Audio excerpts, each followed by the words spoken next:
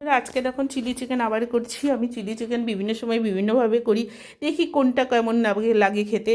এই দেখো চিকেন পকোড়া করছি। চিকেনটা আমি ম্যারিনেশন করেছিলাম প্রথমে আদা দিয়ে আর ভিনিগার দিয়ে, মানে 15-20 মিনিট মাখিয়ে রাখি। তারপরে আবার কিছুক্ষণ পরে ওর মধ্যে পেঁয়াজ লঙ্কা আর নুন, মানে বাটা আর কি, ওইগুলো দিয়ে মাখিয়ে আবার আধা ঘন্টা পরে ওর মধ্যে দিয়ে দিই হচ্ছে ময়দা আর হচ্ছে কর্নফ্লাওয়ার, হচ্ছে আর একটু কাশ্মীর লঙ্কার গুঁড়ো, আর একটু সাদা তেল দিয়ে মাখিয়ে রেখে ওটা পকোড়া করে ভেজে নিলাম।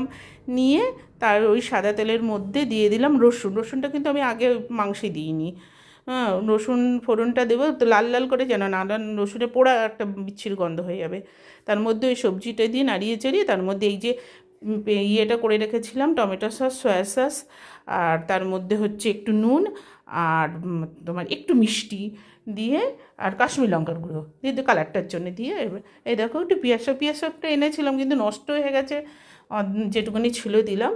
পেঁয়াজ শাকটা দিয়ে একটু নাড়িয়ে চাড়িয়ে এর উপরে দিয়ে দেবো ধনে পাতা আর একটু সামান্য মিষ্টি, দিয়ে নাড়িয়ে চাড়িয়ে যে একটু তেল তেল উপরে হয়ে যাবে, তারপরে হচ্ছে নামিয়ে ফেলো।